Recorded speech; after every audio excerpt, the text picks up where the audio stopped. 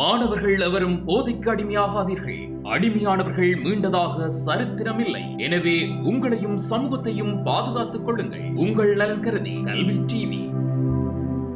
வணக்கம். டான் டிவியின் கல்வி தொலைக்காட்சியோடு இணைந்திருக்கின்றோம். நாங்கள் போன கிளாஸில் காலங்களின் வகைப்பாட்டில் நாயக்கர் காலம் பற்றி பார்க்க இருக்கிறோம். அந்த வகையில் 1565ஆம் ஆண்டில் விஜயநகர பேரரசின் வீழ்ச்சிக்கு பின் கலைகளின் தலைநகராக தஞ்சாவூர் முடிசூட்டி கொண்டது. விஜயநகரத்தினுடைய நிர்வாக அமைப்பின் வழி தமிழகத்தில் நாயக்கர் ஆட்சி தோன்றியது. குறிப்பாக தஞ்சையிலும் மதுரையிலும் இவர்கள் ஆட்சி வலுப்பெற்றது. கலைகளை ஆதரிக்கும் புலவர்களாக இவர்கள் விளங்கியதால் இசை நடன கலைஞர்கள் இவ்விரு நகரையும் நோக்கி குடிபெயர்ந்தார்கள். தஞ்சை பெருமளவு நடன இசை கலைஞர்களால் நிறைந்து இவ்விரு கலைகளின் களஞ்சியமாக மாறியது. ரகுநாத நாயக்கர் அவரது மகனான விஜயராகவ நாயக்கர் காலத்தில் மதுரையிலும் தஞ்சையிலும் கலைகள் மிகவும் செழித்தோங்கின. தென்னிந்திய சங்கீத உலகிற்கு இவர்கள் ஆண்ட காலம் ஒரு பொற்காலமாக காணப்பட்டது. அதாவது நாயக்கர் காலம் சோழர் காலம் பல்லவர் காலம் போலவே கலைகளை வளர்ச்சி அடைய செய்த ஒரு காலமாக காணப்பட்டது. அந்த வகையில் விஜயநகரத்தினுடைய தலைவர்களாக காணப்பட்ட நாயக்கர்கள் கலைகளினுடைய பொக்கிஷமாகவும் இருப்பிடமாகவும் காணப்பட்ட தஞ்சைக்கு வழிநகர்ந்தனர். அந்த வகையில் கலைகளின் நகரமாகிய தஞ்சையை நோக்கி ஏனைய கலைஞர்களும் இடம்பெயர்ந்ததாக கூறப்படுகின்றது. அதன் அடிப்படையில் ரகுநாத நாயக்கர் அவர்களது மகனான விஜயராகவ நாயக்கர் காலையில் மதுரையிலும் தஞ்சையிலும் கலைகள் மிகவும் செழித்தோங்கிய ஒரு காலமாக இந்த நாயக்கர் காலம் காணப்படுகின்றது. நாயக்கர் காலத்தில் தஞ்சை நடனத்தில் மட்டுமல்ல, தேவதாசிகளின் முக்கிய பங்கேற்ற இசையிலும் நடனத்திலும் சில நாடகத்திலும் அதிகமாக செழித்தோங்கியது. அலாரிப்பு, ஸ்வரஜதி, பதம், வர்ணம், ஜதீஸ்வரம், சப்தம் போன்ற இசை நாடக வடிவங்களும் புது பொலிவு பெற்று திகழத் தொடங்கின. இன்றைய நிலையில் உள்ள பரதநாட்டியத்தின் இசை செறிவும் நளினமான நடன அசைவுகளும் நாயக்கர் மராட்டியர் காலத்தில் செலுத்தோங்கிய கலைகளின் வெளிப்பாடுகளே ஆகும். அதாவது இந்த நாயக்கர் காலம் தென்னிந்திய சங்கீத உலகிற்கு ஒரு பொக்கிஷமான காலமாக காணப்படுகின்றது. அந்த வகையில் அலாரிப்பு, ஜதீஸ்வரம், ஸ்வரஜதி, பதம், வர்ணம், சப்தம் போன்ற இசை நாடக வடிவங்களும் தோற்றம் பெற்ற ஒரு காலமாகவும் அவை புது பொலிவு பெற்ற ஒரு காலமாகவும் இந்த நாயக்கர் காலம் காணப்படுகின்றது. அதன் அடிப்படையில் இன்றைய நிலையில் உள்ள பரதநாட்டியத்தினுடைய இசை செறிவும் நளினமான நடன அசைவுகளும் நாயக்கர் மராட்டியர் காலத்திற்குரிய கலைகளின் வெளிப்பாடே ஆகும் என்பதில் எந்தவித ஐயமும் இல்லை. மேலட்டூர் பாகவத மேளா நாட்டிய நாடகத்தில் அந்தன குடும்பத்தைச் சேர்ந்த குறிப்பிட்ட சிலரே பங்கேற்று வந்தனர். தேவதாசிகள் இதில் பங்கேற்கவில்லை. கணக்கற்ற பதங்கள், குறிப்பாக சேஷக்ஞரின் அநேக பதங்கள் பிறந்தது தஞ்சை மண்ணிலேயே தான். இதில் பல பதங்கள் நடனத்திற்கேற்றவை என்பது பாவ பதங்கள், அபிநய பதங்கள் என விரிவுபடுத்தப்பட்டதிலிருந்து விளங்குகின்றன. அதாவது சேஷக்ஞரினுடைய பதங்கள் மிகவும் சிறப்புற்ற பதங்களாகவும் பதங்களுக்கு பேர் போனவைகளாகவும் காணப்படுகின்றன.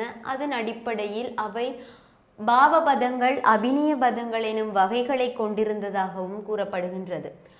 தஞ்சை சரஸ்வதி மகால் நூலகம் அக்கால ஓலைச்சுவடுகளின் கலைக்களஞ்சியமாக திகழ்கின்றன.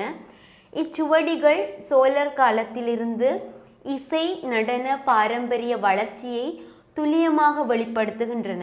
இந்நூலகத்தில் நாயக்கர் காலத்தைய தெலுங்கு ஓலைச்சுவடிகளும் காணப்படுகின்றன. நாயக்கர்கள் விஜயநகரத்தில் பிரசித்தி பெற்ற கலை பாரம்பரியத்தை தஞ்சைக்கு கொண்டு வந்தவர்கள். சாஸ்திரிய நாட்டிய நாடமாக மேலட்டூர் பாகவத மேளமும் குறவஞ்சி நாடகங்களும் நாட்டிய நடன உலகிற்கு தஞ்சை மண்ணின் விசேஷமான கொடையாகும். தென்னகத்தின் பல பகுதிகளில் இருந்தும் இசை நடன கலைஞர்கள் தஞ்சைக்கு குடிபுகுந்ததில் ஆச்சரியம் ஒன்றுமில்லை. தஞ்சை நாயக்கர் அரசின் நிறுவனரான சேவப்ப நாயகர் ஒரு சிறந்த இசை நடன புலவர் ஆவார். அதாவது அரசர்களும் தலைவர்களும் வந்து கலைகளை போற்றுறதாலேயே கலைகள் வளர்ச்சி அடைந்து ஒவ்வொரு காலங்கள்லையும் காணப்பட்டிருக்கு. அந்த வகையில் நாயக்கர் காலத்தில் காணப்பட்ட அரசர்களும் தலைவர்களும் அதற்குரிய வல்லமைகளை பெற்றுக்கொண்டு கலைகளை வளர்த்தது என்பதில் வந்து எந்தவித ஐயமும் இல்லை. அவரது அதாவது தஞ்சை நாயக்க அரசரின் நிறுவனரான சேவப்ப நாயகர் ஒரு சிறந்த இசை நடன புலவராக காணப்பட்டிருக்கின்றார். அவரது மகன் ரகுநாத நாயக்கர் ஒரு சிறந்த இசை கலைஞன். இவனது காலத்தில் காவியம், நாடகம் என்ற வடிவில் வெளிவந்த இசை இலக்கியங்கள் இன்னும் பலவித இசை வெளியீடுகள் போன்றவை மன்னனாலும் அவரது அரசவை கவிகளாலும் உருவாக்கப்பட்டவையே. ராகம், தாளம், கமகம், ஸ்ருதி இசைக்கருவிகள், அவையில் நடித்து காட்டப்பட்ட நாடகங்கள், நடன நங்கையர், நடிகையர், பல நிகழ்ச்சிகளில் பங்கு பெற்ற இசைவாணர்களின் பெயர்கள், ரசிகர்கள் அவர்களின் ரசனை, இவை போன்றவற்றை குறித்த செய்திகள் ரகுநாத நாயக்கன் காலத்தில் கலைகளின் நிலையை எடுத்து காட்டுகின்றன. அம்மன்னன் எழுதிய தெலுங்கு காவியமான வால்மீகி சரித்திரத்தில் தாளம், நடனத்தின் இலட்சணங்களை பற்றி அவனது கருத்துக்கள் விவரிக்கப்பட்டுள்ளன. இந்நூலில் ஊர்வசி, ரம்பா போன்ற தேவலோக நடன மாதுக்களின் நடனத்தை குறித்த செய்திகள் ஒரு நடன நாடக ஆய்வுக்கட்டுரை போன்று அமைந்து ரகுநாதன் ஒரு இசை ஞானியாக, வீணை வித்தகனாக மட்டுமல்ல, இவை நடனத்தில் மிகச்சிறந்த அபினவ போஜாவாக திகழ்ந்ததையும் உறுதி செய்யும். ஊர்வசி நடனத்தை பற்றிய செய்தியில் ரகுநாதர் கீழ்கண்ட தாளங்களை குறிப்பிடுகின்றார். இந்த ரகுநாதர் என்பவர் வந்து கலைகளில் தேர்ச்சி பெற்ற ஒருவராக காணப்பட்டிருக்கின்றார். இவர் எழுதிய இலக்கியங்கள் வந்து எங்களுக்கு அக்காலத்தில் இசையும் நடனமும் எவ்வாறு சிறப்புற்றிருக்கின்றது என்பது பற்றிய தகவல்களை தருகின்றது. அந்த வகையில் ஊர்வசியின் நடனத்தை பற்றிய செய்தியில் ரகுநாதர் பின்வரும் தாளங்களை வந்து எங்களுக்கு தருகின்றார். அவை ஆதி, வீதிய, அந்த கிரீட, ஜெயமங்கள, ஜம்பை, காக்கட்புடம், காக்கபுடம், சம்கீத புற்றிகம், வித்யாதரம், ரதி, ஹம்சலீலா, ஸ்ரீரங்கா, கண்கல, கந்தக, கோகிலப்பிரிய, விலோகிதம், குடுக்க, தென்கி, திரிபங்கி, மட்டிகா, விஜயம், ஜய, சிம்ஹநந்தன. ரம்பா என்பவள் பெரணி, தண்டலாஷ்ய, பெருங்காணி, குண்டலி என்ற 4 வகை உதரா நாட்டியம் நிகழ்த்தியதாக ரகுநாதர் குறிப்பிடுகின்றார். ரம்பாவிடம் ஊர்வசி சவால் விடும் இடத்தில் ரகுநாத நாயக்கரின் நடன கலையில் உள்ள பாண்டித்யம் நன்கு புலப்படுகின்றது. 13 ஒற்றை கை முத்திரைகள், 24 இரட்டை கை முத்திரைகள், 30 நிறுத்த கைகள், 5 மார்பு அசைவுகள், 9 கழுத்தசைவுகள், 7 காலசைவுகள், 7 பக்க அசைவுகள், 19 தலை அசைவுகள், 10 கை அசைவுகள், 6 பாத அசைவுகள் ஆகியவற்றையும் ரகுநாதர் குறிப்பிடுகின்றார். கண் அசைவுகள், 8 ஸ்தாயி பாவங்கள், 8 ரசபாவங்கள், 20 சஞ்சாரி பாவங்கள் என்று பல வகைப்படுத்தப்படுகின்றன. ரம்பா ஊர்வசிக்கும் இடையே வரும் வாக்குவாதத்தில் 81 ஸ்தானகங்கள், 10 மண்டலங்கள், 108 கரணங்கள், கரணங்களை விளக்க சொல்லப்பட்ட ஜதிகள் போன்றவையும் விளக்கப்படுகின்றன. ரகுநாதர் இசையில் மட்டுமல்ல, பரதநாட்டிய சாஸ்திரத்திலும் புலமையும் தேர்ச்சியும் பெற்ற ஒருவராக விளங்கியமைக்கு இதைவிட வேறு ஆதாரங்கள் இல்லை. அதாவது அந்த காலத்தில் பார்த்தீங்கன்னா இசையில் வந்து வல்லமை பெற்றவர்கள் நடனத்தில் வல்லமை பெற்றவர்களாகவும், அநேகமாக நடனத்தில் வல்லமை பெற்றவர்கள் இசையிலும் பாண்டித்தியம் பெற்றவர்களாகவுமே காணப்பட்டிருக்கின்றன. அதுக்கு இந்த ரகுநாதர் ஒரு சிறந்த உதாரணமாக காணப்படுகின்றார். ரம்பா ஆடிய தேசி நிறுத்தத்தை பற்றிய குறிப்பில் பக்கவாத்திய கருவிகளை குறித்த செய்தியொன்றில் இசைக்கருவிகளை இயக்குவதில் வல்ல பெண்கள் தம்புரா, ஸ்வரமண்டலம், முகவீணை, உபாங்கம், கிண்ணரம், ஒத்து, தாளம், மத்தளம் போன்ற இசைக்கருவிகளை மிக சிறப்பாகவும் இனிமையாகவும் வாசித்து நாட்டியம் சிறக்க உதவினர் என்று குறிப்பிடப்பட்டுள்ளது. அதாவது இக்காலத்தில் இவ்வாறான இசைக்கருவிகள் பயன்படுத்தப்பட்டிருக்கின்றன என்பதற்கான சான்றுகளாக இவை அமைந்திருக்கின்றன. ஊர்வசிக்கு வழங்கப்பட்ட பரிசுகளும் கௌரவங்களும் கலைஞர்களை கௌரவிக்கும் வழக்கம் ரகுநாதர் காலத்தில் இருந்ததை உறுதிப்படுத்துகின்றது. வீணையின் பாண்டித்தியம் மன்னனுக்கு இருந்ததால் அதை பற்றிய வர்ணனைகள் அக்காலத்தை பற்றிய செய்தி குறிப்புகளில் காணப்படுகின்றன. இதிலிருந்து வீணை ஒரு முக்கிய தனி கச்சேரி இசைக்கருவியாக இருந்ததென்றும் அதில் ராக ஆலாபனைகள், தாயம், கீதம், பிரபந்தங்கள் ஆகியவை விதவிதமான கமகங்களுடன் வாசிக்கப்பட்டதாகவும் தெரிய வருகின்றது. ரகுநாதர் காலத்திலும் அதற்கு பின்னும் கணக்கற்ற யக்ஷகான, குரவஞ்சி நாடகங்கள், ஜக்கினிகள் என்ற நாடக நடன உருப்படிகள் மன்னர்களாலும் அரசர்களாலும் அரசவை புலவர்களாலும் உருவாக்கப்பட்டன. நடன கச்சேரிகள், நாடகங்கள் ஆகியவை அடிக்கடி மன்னர் முன்பு அரங்கேற்றப்பட்டிருக்கின்றன. ரகுநாத ராமாயணத்தில் நடன மணிகளின் சலங்கை ஒளியால் எப்போதும் நிறைந்திருக்கும் நாடகசாலையை குறித்த அநேக குறிப்புகள் காணப்படுகின்றன. இது அந்நாடக சாலையில் எந்நேரமும் நடனம் பயின்று ஆட்டுவிக்கப்பட்டிருப்பது என்றதை உணர்த்துகின்றது. ரகுநாதர் எழுதிய ரகுநாதப்யுதயா என்ற சமஸ்கிருத கவிதையில் நாடகசாலையை பற்றிய வர்ணனைகள் காணப்படுகின்றன. இது பல வண்ண முத்துக்களாலும் கைவேலைப்பாடு மிகுந்த துணிகளாலும் பிற அலங்காரங்களாலும் நிறைந்து கண்ணை பறிப்பதாக இருந்தது. மன்னர், அறிஞர்கள், நடன கலைஞர்கள் புடைசூழ அடிக்கடி அங்கு வருவதுண்டு. நாட்டிய சாஸ்திரத்தில் கூறப்பட்டுள்ள முறைமையின்படி குழல் முதலில் ஒலிக்கும், திரை விலகும் முன்பே கலைஞர்கள் மேடைக்கு பின் தயாராவார்கள். நிகழ்ச்சியின் ஆரம்பம் மங்கள மணிகள் முழங்க நிகழும். இது அக்காலத்தில் காணப்பட்ட அரங்க அமைப்புகள் பற்றியும் நடனமோ அல்லது நாட்டிய நிகழ்ச்சியோ ஆரம்பிப்பதற்கு முன் அங்கு செய்யப்படும் வேலைகள் பற்றியும் கூறுகின்றது. ரகுநாத நாயக்கரின் பிரிய பத்தினியான ராமபத்ராம்பாள் ஒரு நடனமாது. அபிநயங்களின் மூலம் தனது கருத்தை நேர்த்தியாக வெளிப்படுத்த தெரிந்தவளாக இருந்திருக்க வேண்டும் என விவரிக்கின்றார்.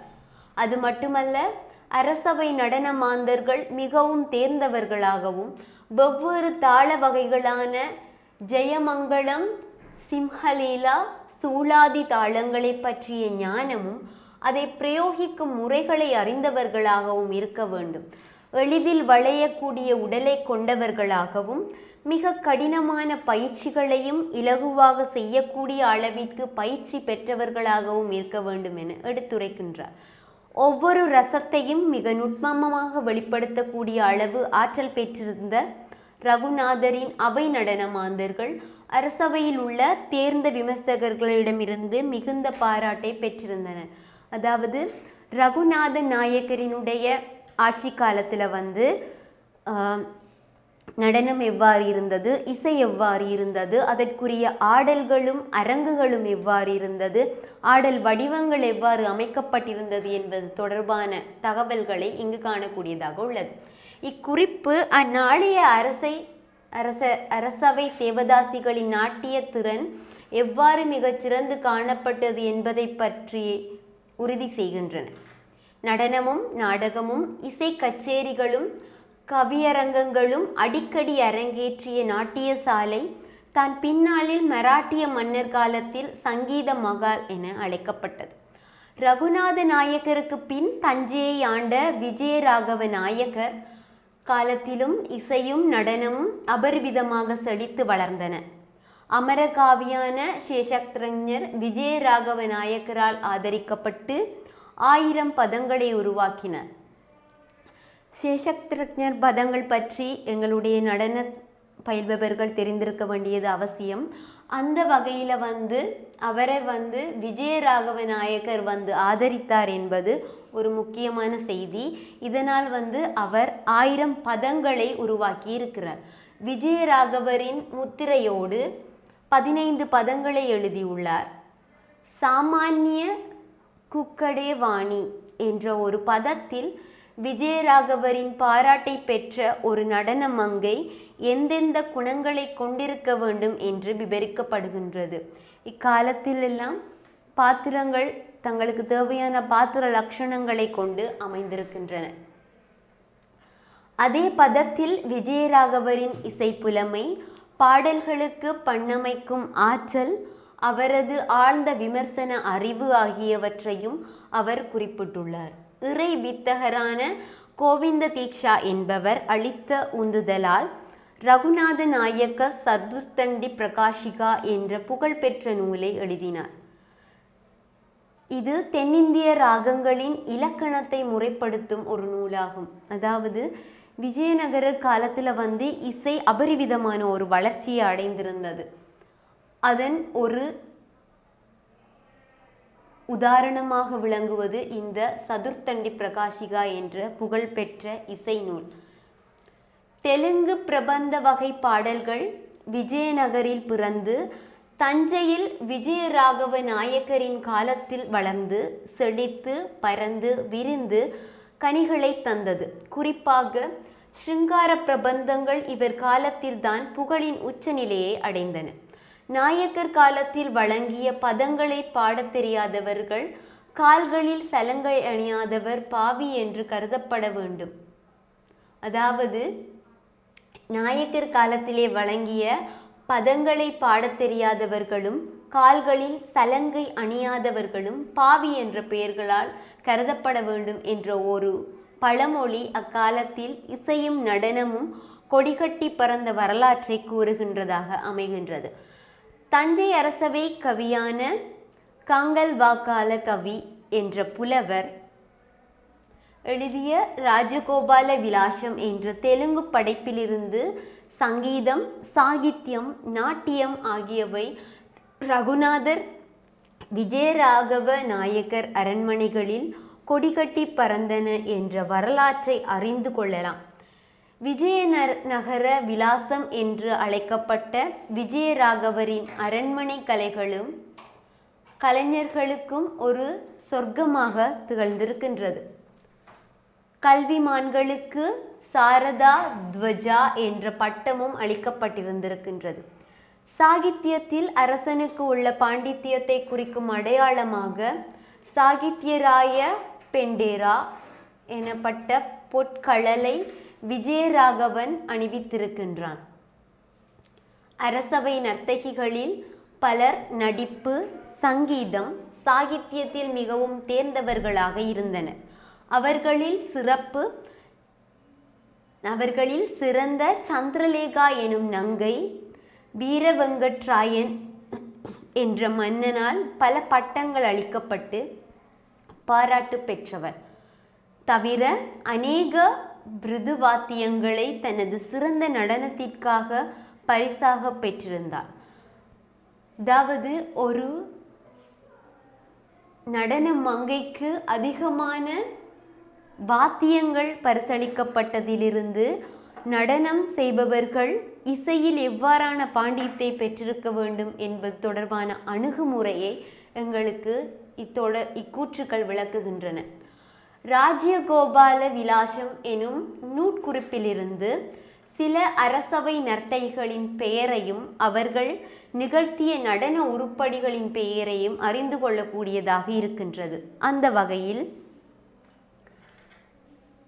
ரூபவதி கௌபதம், கோம்பகவல்லி, சப்த சிந்தாமணி, மூர்த்தி ஜக்கினி, கோமளவள்ளி, கோர்வை, லோய்கநாயகி, நவபதம், ரத்தகிரி, துருபதம், பாகிரதி, பெரணி. ஒரு குறிப்பிட்ட நாட்டிய பாணியில் பாண்டித்தியம் பெறுவது இக்கால சிறப்பு. சிறந்த கலைஞர்கள் விலையுயர்ந்த பரிசுகளாலும் இசைக்கருவிகளை பரிசாக பெற்றும் கௌரவிக்கப்பட்டனர். தேசி, மார்க்கம், பாணியிலான நடனங்கள் வழக்கில் இருந்தன. சில அரசவை மங்கையர் கடினமான தேசி இசையை பாடினர். சில நடன மாந்தர் சிங்கார பதத்திற்கும் அறிவுரை செய்திகள் அடங்கிய பாடல்களும் அபிநயம் பிடித்து ஆடினர். வீணை, கிண்ணரம், முகவீணை, குழல், தம்புரா, சுரமண்டலம், ராவணஹஸ்தம், ஹீடுக்கை, சங்கு போன்ற இசைக்கருவிகள் இசைக்கும் வல்லுநர்களாகவும் பல மங்கையர் திகழ்ந்தனர். ரங்கராஜம்மா என்ற பெண் கவி யக்ஷகானங்கள், மன்னாருதாச விலாசம், உஷா பரிணயம் போன்ற இசை நடன இலக்கிய படைப்புகளை படைத்துள்ளார். இவள் விஜயராகவ நாயக்கரின் தனிப்பட்ட அன்பை பெற்றிருந்தாள்.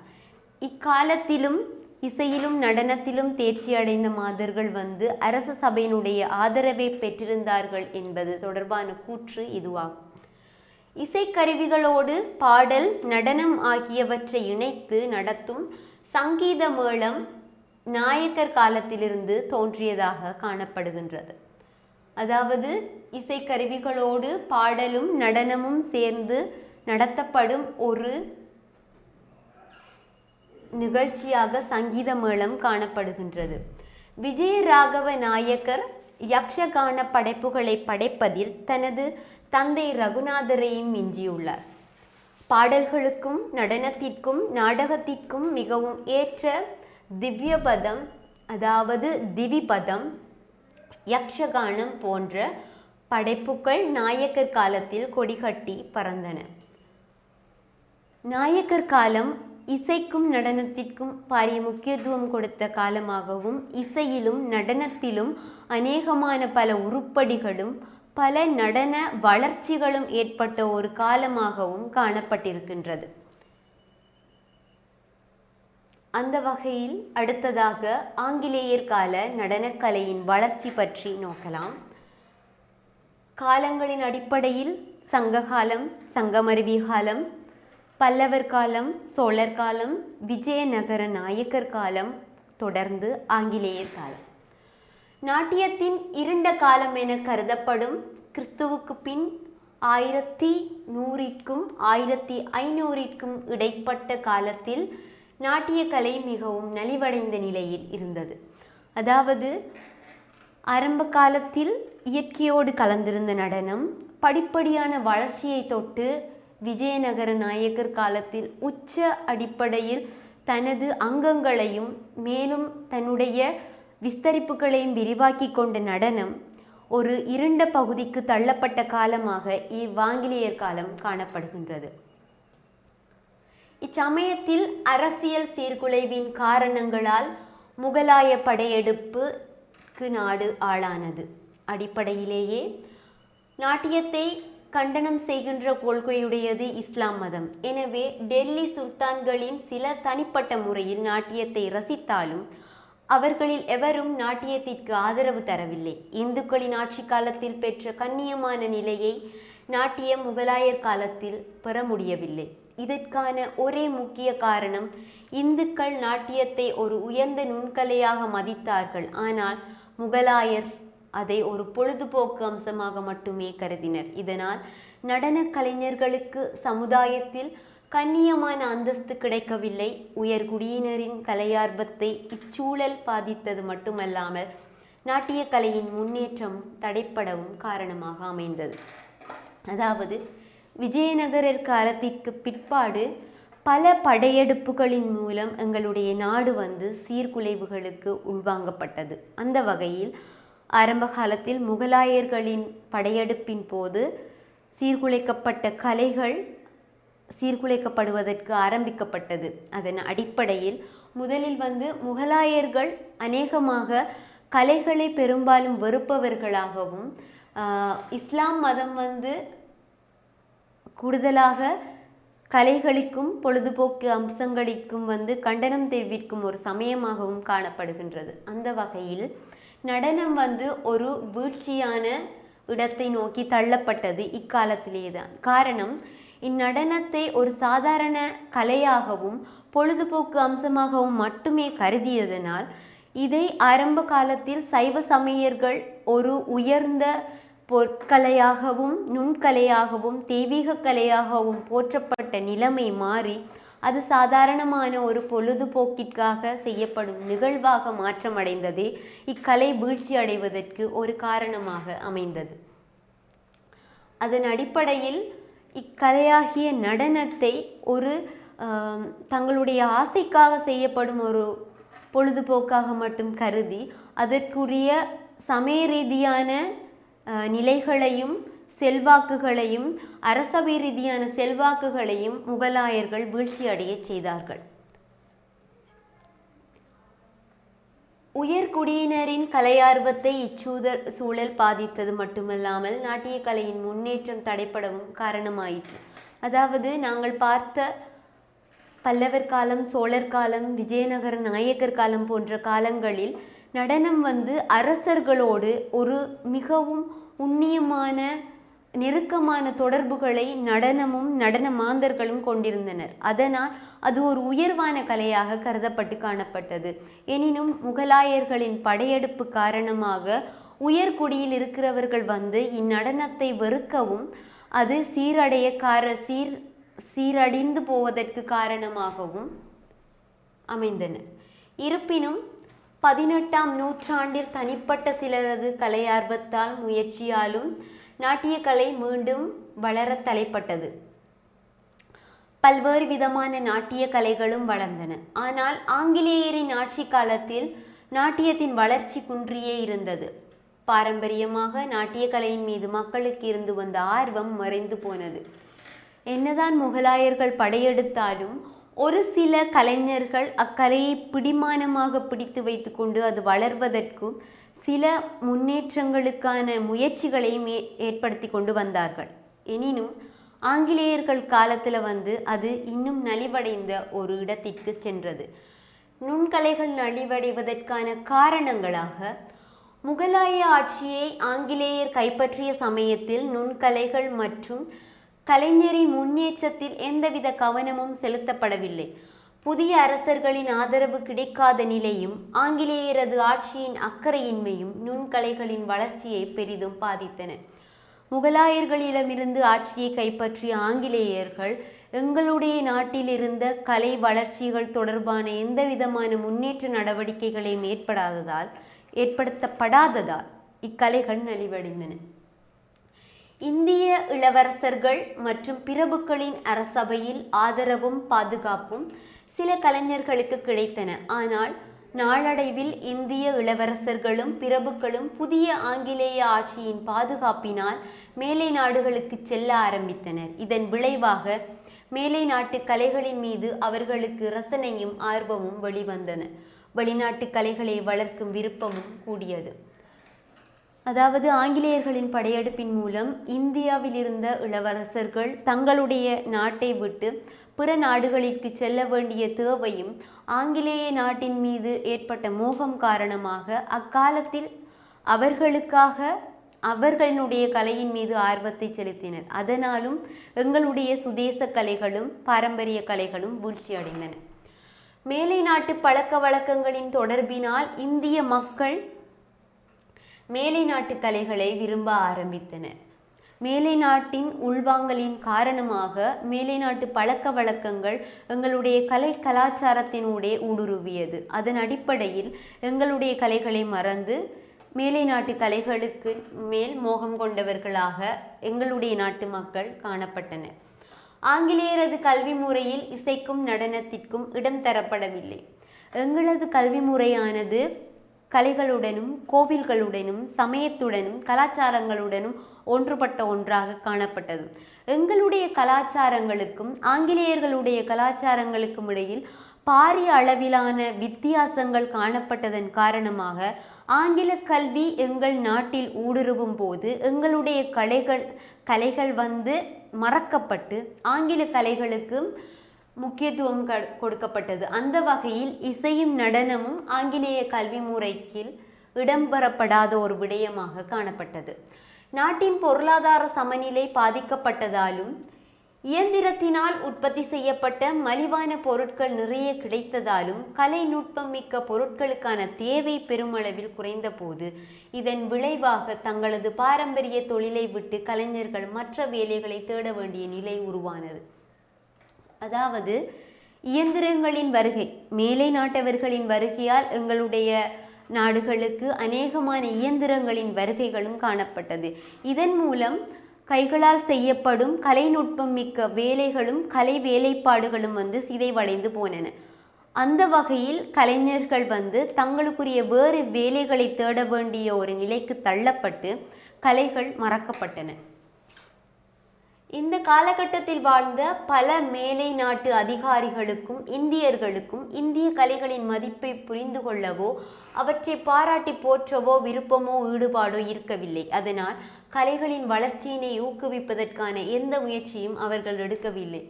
என்னதான் இருந்தாலும் எங்களுடைய நாடு எங்களுடையதுதான், அடுத்தவர்களுடைய நாடு அடுத்தவர்களுடையதான்.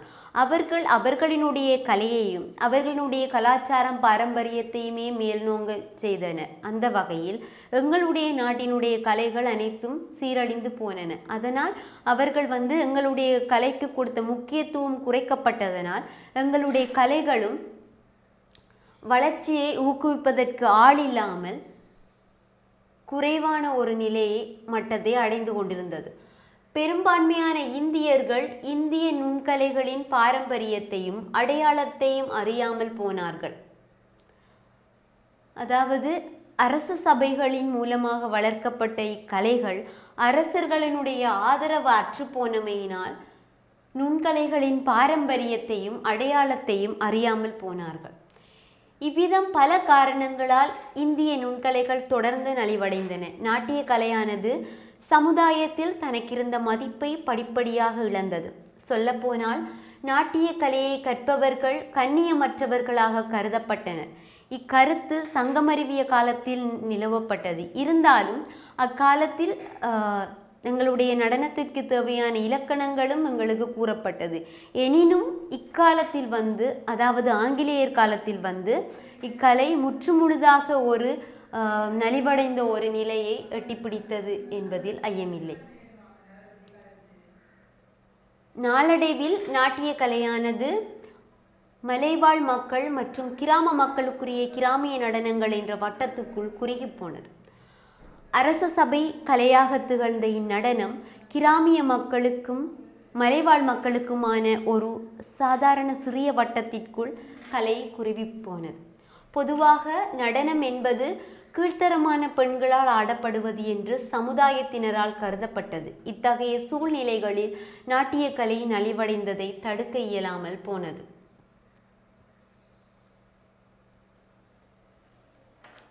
ஆங்கிலேயர் காலம் வேறொரு அந்நிய நாட்டவரின் செல்வாக்கு அதிகமாக காணப்பட்ட ஒரு காலம். அந்த வகையில் வேறொருவரின் கலைகள் ஆதரிக்கப்பட்டு எங்களுடைய சுதேச கலைகளும் எங்களுடைய கலாச்சாரம் தொடர்பான கலைகளும் நாங்கள் உயிருக்கு மேலாக கருதிய எங்களது சமயம் தொடர்பான கலைகளும் நலிவடைந்தன.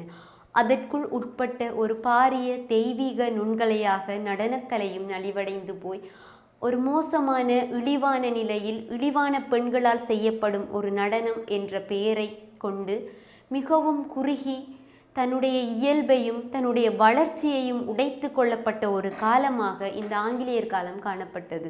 எனினும் அதன் பிற்பாடு எழுந்த சமூக சீர்திருத்தங்களின் மூலமாகவும் சுதந்திர போராட்ட தியாகிகளின் மூலமாகவும் அனைத்தும் மீட்டுருவாக்கம் செய்யப்பட்டு அதே வேளையில் நடனமும் மீட்டுருவாக்கம் செய்யப்பட்டது. அதன் அடிப்படையில் அடுத்ததாக நடனத்தின் மறுபலர்ச்சி பற்றி நோக்கலாம். சிறப்புற்று மன்னர்களால் பெரிதும் ஆதரிக்கப்பட்டு வந்த நடனக்கலை அரசியல் குழப்பங்களாலும் சமுதாய சீர்கேடுகளாலும் நலிவுறத் தொடங்கியது. இத்தகைய சீர்கேடுகள் குறிப்பாக 19ஆம் நூற்றாண்டின் பிற்பகுதியிலிருந்து 20ஆம் நூற்றாண்டின் முற்பகுதி வரை நிலவி வந்தன. ஆங்கிலேயர் சுதேச கலைகளுக்கு எந்த மதிப்பும் அளிக்கவில்லை. தேவதாசியரின் மதிப்பும் சமுதாயத்தில் மிகவும் தாழ்ந்தது. சமுதாய உயர்மட்ட வகுப்பினரும் விக்டோரியன் வாழ்க்கை முறைகளை பெருமையுடன் பின்பற்றத் தொடங்கினர். மன்னர்களாலும் அரசியல்வாதிகளாலும் ஆதரிக்கப்பட்ட நடனக்கலை ஆங்கிலேயர் காலத்தில் சீரழிக்கப்பட்டு அதனால் ஏற்பட்ட குழப்ப நிலை காரணமாக நடனமானது கீழ்நிலைக்கு தள்ளப்பட்டது. மேலும் தேவதாசிகளின் மதிப்பும் சமுதாயத்தில் குன்றிப்போய் சமுதாய உயர்மட்ட வகுப்பினரும் மேலைத்தேயர்களின் வாழ்க்கை முறையை பின்பற்றியதனால் இக்கலையானது ஒரு பின்தங்கிய நிலைமைக்கு தள்ளப்பட்டது. இதே வேளையில் இக்கலையினை சிறு பிள்ளைகள் பயிலக்கூடாதென்றும் இதனை கோவில்களிலே தேவதாசிகள் ஆடுவது தடை செய்யப்பட வேண்டும் என்றும் ஒரு சாரார் வலியுறுத்த தொடங்கினர். இதில் பல துறை வல்லுநர்களும் கல்வியலாளர்களும் சமூக சீர்திருத்தவாதிகளும் அடங்குவர். முக்கியமாக மரு முத்துலட்சுமி ரெட்டி என்ற அம்மையார் சென்னை சட்டசபையிலே இதற்கான சட்டம் ஒன்று நிறைவேற்ற பாடுபட்டார். அதாவது அக்காலத்தில் பொட்டுக்கட்டுதல் என்ற ஒரு நிலைமை காணப்பட்டது. பெண்களை கோவில்களுக்கு நேர்த்தியாக விடும் ஒரு பழக்க வழக்கம். அந்த வகையில் தேவதாசிகள் கோவில்களில் நடனம் செய்வது தவிர்க்கப்பட வேண்டும் என்றும் சிறு பிள்ளைகள் ஆடல் கலையை கற்பது தடுக்கப்பட வேண்டும் என்றும் அதற்கான சட்டத்தினை கொண்டு வருவதற்காக மரு முத்துலட்சுமி ரெட்டி என்ற அம்மையார் பாடுபட்டார்கள். ஏற்கனவே 1910 ஆண்டில் மைசூரிலும் 1930 ஆண்டில் திருவாங்கூரிலும் தேவதாசிகள் கோயில்களில் நடனமாடுதல் சட்டம் மூலம் நிறுத்தப்பட்டு விட்டது. ஈவே ராமசாமி நாயக்கரின் சுயமரியாதை இயக்கமும் கோயில்களுக்கு தேவதாசிகள் அர்ப்பணிக்கப்படுவதை எதிர்த்து வந்தன. தேவதாசி குடும்பத்தைச் சேர்ந்த மூவலூர் இளமாமிர்தம் அம்மையாரும் இவ்வியக்கத்தில் சேர்ந்து தேவதாசிகளின் நலனுக்காக உழைத்தனர். அதாவது அக்காலத்தில் தேவதாசிகளுக்கு ஏற்பட்ட ஏனைய அசௌகரியங்கள் காரணமாக அவர்களின் கலைகளும் பயிலப்படக்கூடாது என்ற நிலையை சட்டபூர்வமாக ஆக்குவதற்காக தேவதாசிகள் பரம்பரையில் இருப்பவர்களே வித்திட்டார்கள். இவர் தேவதாசிகளின் மோசவழி என்ற ஒரு நூலையும் எழுதினார். இது உங்களுடைய ஒன்வேர்ட் ஆன்சருக்கான ஒரு கேள்வியாக அமையலாம். தேவதாசிகளின் மோசவழி என்ற நூலை எழுதிய அம்மையாரின் பெயர் என்ற வினாவின் மூலம் பொட்டுக்கட்டும் அநாகரிக வழக்கத்திற்கு எதிராக எழுதப்பட்டுள்ள இந்நூலிலே தேவதாசிகளின் அவல வாழ்க்கை முறைகள் சித்தரிக்கப்பட்டன. இறுதியாக 1947 ஆண்டில் தேவதாசிகளை கோவில்களுக்கு அர்ப்பணிக்கும் முறை சட்டபூர்வமாக தமிழகத்தில் ஒழிக்கப்பட்டது. இனி அது தொடர்பான ஏனைய தகவல்களை அடுத்த வகுப்புகளில் பார்க்கலாம். நன்றி. கல்வி டிவியில் புத்தம்புது நிகழ்ச்சிகளை உடனுக்குடன் பார்த்து மகிழ எமது Facebook மற்றும் YouTube பக்கத்தை லைக் செய்யுங்கள்.